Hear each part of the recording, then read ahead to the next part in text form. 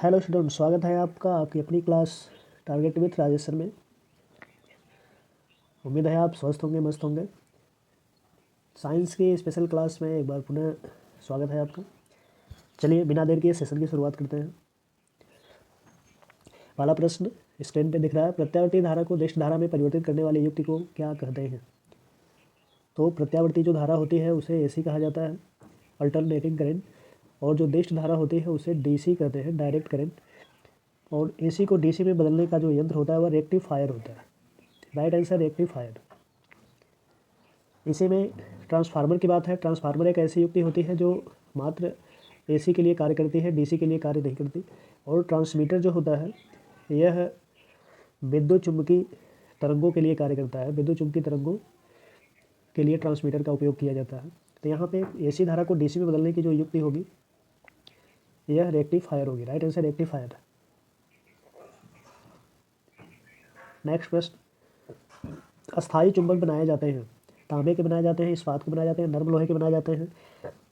तो अस्थायी चुंबक तांबे के तो नहीं बनाए जाते, नर्म लोहे के भी बनाए जाते हैं और इस्पात के। लेकिन जो अस्थायी चुंबक नर्म लोहे के और इस्पात के बनाए जाते हैं, लेकिन जो अस्थायी चुंबक होता है वह इस्पात का ही बनाया जाता है। तो अस्थायी चुंबक इस्पात का बनाया जाता है। और सामान्य तौर पर चुंबक की बात करेंगे तो नर्म लोहे से भी चुंबक बनाए जाते हैं। तो राइट आंसर होगा अस्थायी चुंबक इस्पात।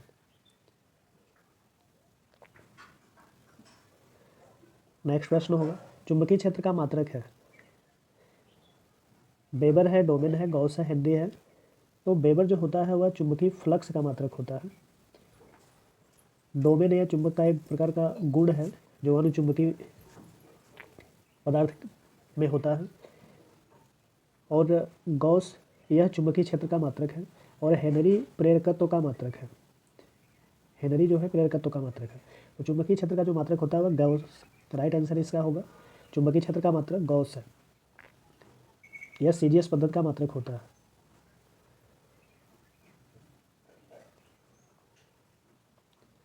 नेक्स्ट प्रश्न, शुष्क सेल में जो ऊर्जा संग्रहित होती है वो होती है। तो शुष्क सेल की जो प्रकृति होती है वह रासायनिक ऊर्जा को विद्युत ऊर्जा में बदलता है। सेल रासायनिक ऊर्जा को विद्युत ऊर्जा में बदलने की युक्ति होती है। तो सेल के पास जो खुद की ऊर्जा होगी, रासायनिक ऊर्जा होगी, वह उसी ऊर्जा को विद्युत ऊर्जा में बदलता है। तो शुष्क सेल में जो ऊर्जा संग्रहित होती है वह रासायनिक ऊर्जा। राइट आंसर रासायनिक ऊर्जा। नेक्स्ट प्रश्न है, बिजली के पंखे की गति बदलने के लिए प्रयुक्त साधन है। Switch, rectifier. अभी रेक्टिफायर को हम लोग देखें कि रेक्टिफायर जो होता है वह एसी से डीसी में परिवर्तित करने का यंत्र है। तो बिजली के पंखे की गति को बदलने के लिए जो साधन होता है वह रेगुलेटर होता है। स्विच तो ऑन ऑफ के लिए होता है। तो बिजली के पंखे की गति को बदलने के लिए रेगुलेटर का उपयोग किया जाता है। Right answer regulator. नेक्स्ट प्रश्न, फैराडे का नियम किस प्रक्रिया से संबंधित है? गैसों के दाब से, गैसों की अभिक्रिया से, तापमान एवं दाब से, इलेक्ट्रोलाइसिस।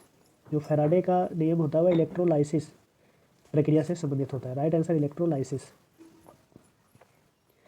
जो फैराडे का नियम होता है उसे विद्युत चुम्बकीय प्रेरण नियम भी कहा जाता है। तो यह इलेक्ट्रिक से ही संबंधित होगा, इसे यह इलेक्ट्रोलाइटिस से संबंधित है। नेक्स्ट प्रश्न, निम्न में कौन विद्युत अचुंबकीय है? तो कौन विद्युत अचुंबकीय है? निकिल विद्युत चुम्बकीय होता है, क्रोमियम विद्युत चुम्बकीय होता है, कोबाल्ट विद्युत चुम्बकीय होता है। अचुंबकीय की बात होगी तो तांबा विद्युत अचुंबकीय होता है। तांबे में चुंबक का गुण नहीं होता। राइट आंसर तांबा, Cu।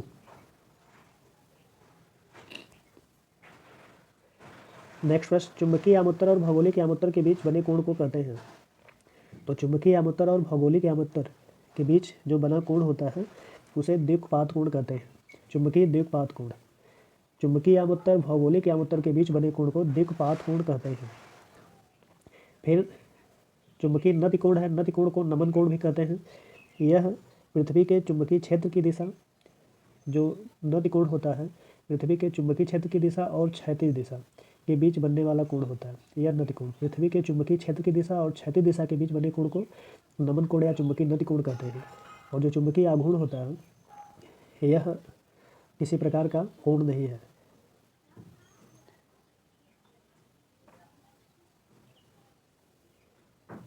नेक्स्ट प्रश्न, निम्नलिखित में से कौन सा एक प्रकृति में अनुचुंबकीय है? इनमें अणुचुंबकी बताने हैं तो हाइड्रोजन है, ऑक्सीजन है, नाइट्रोजन है या फिर लौह है। तो जो ऑक्सीजन होता है यह अणुचुंबकी होता है। जो ऑक्सीजन है यह अणुचुंबकी है। राइट आंसर होगा ऑक्सीजन।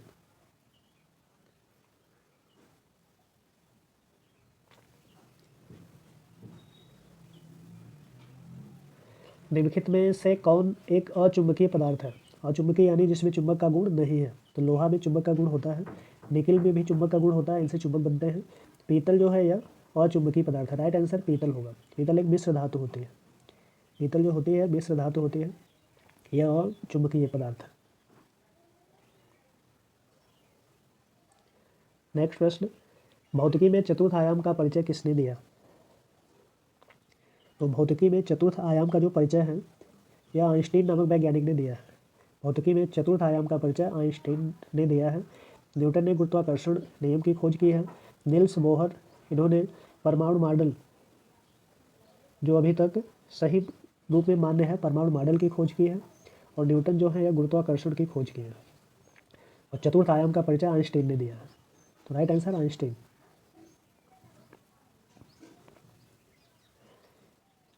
12 नंबर प्रश्न होगा, रडार का आविष्कार किसने किया? तो रडार का आविष्कार किसने किया? फ्लेमिंग ने। फ्लेमिंग नहीं किए हैं। जो आइंस्टीन है ये भी नहीं किए, न्यूटन ने भी नहीं किए हैं। रडार का आविष्कार करने वाले वैज्ञानिक रॉबर्ट वाटसन है। रडार की खोज करने वाले रॉबर्ट वाटसन। रडार की खोज करने वाले रॉबर्ट वाटसन है। Right answer Robert Watson. 13 number प्रश्न, पॉजिट्रॉन की खोज किसने की? तो चैंडविक हैं। चैंडविक ने न्यूट्रॉन की खोज की है। एंडरसन ने पॉजिट्रॉन की खोज की है। पॉजिट्रॉन की खोज करने वाले एंडरसन हैं। न्यूटन गुरुत्वाकर्षण की खोज किए हैं। गैलीलियो दूरबीन की खोज किए हैं। दूरबीन की खोज करने वाले वैज्ञानिक गैलीलियो। तो यहाँ पॉजिट्रॉन की खोज एंडरसन। Right answer Anderson.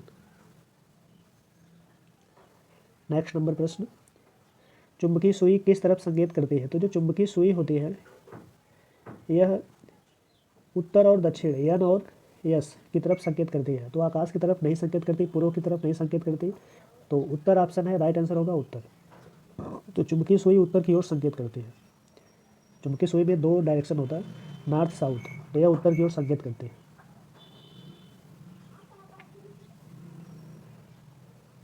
अगला प्रश्न, निम्नलिखित में से कौन सा पदार्थ चुंबकीय है? Nickel, aluminium, bismuth.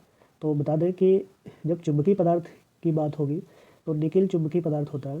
Aluminium, bismuth यह चुंबकीय पदार्थ नहीं है। तो निकिल चुंबकीय पदार्थ है। Right answer nickel.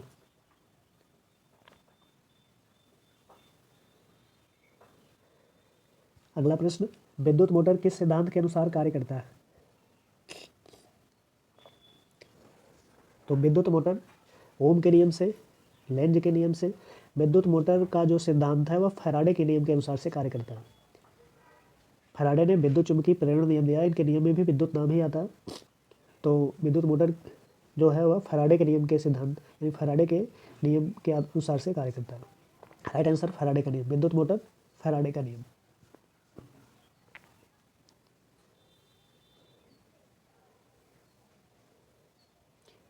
नेक्स्ट, विद्युत चुंबक बनाने के लिए सामान्यतः किस धातु का प्रयोग किया जाता है? तो विद्युत चुंबक बनाने के लिए नर्म लोहे का प्रयोग किया जाता है। विद्युत चुंबक जब भी बनाया जाता है तो नर्म लोहे का प्रयोग किया जाता है। यहाँ पे लोहा है तो हमारा राइट आंसर लोहा होगा। तांबा, कोबाल्ट का उपयोग नहीं किया जाता। विद्युत चुंबक बनाने के लिए लोहे का उपयोग करते हैं। राइट आंसर लोहा। चलिए 18 नंबर प्रश्न,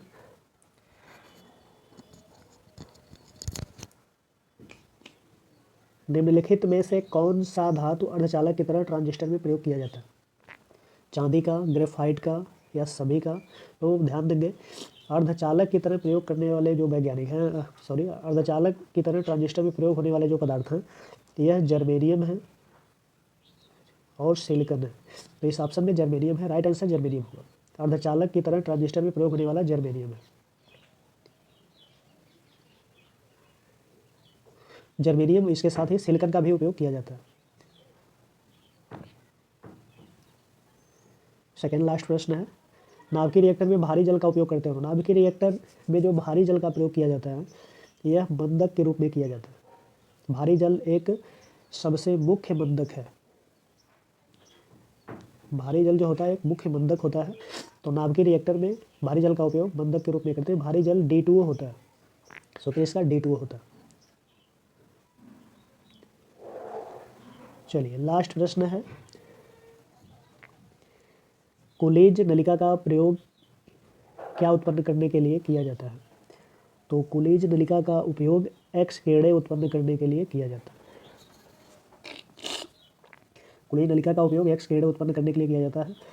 इससे संबंधित कुछ बातें और समझ लेते हैं।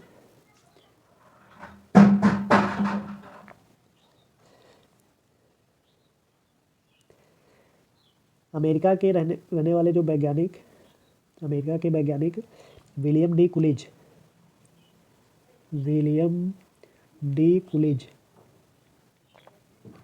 ने 1913 ईस्वी में कुलिज नलिका की खोज की थी।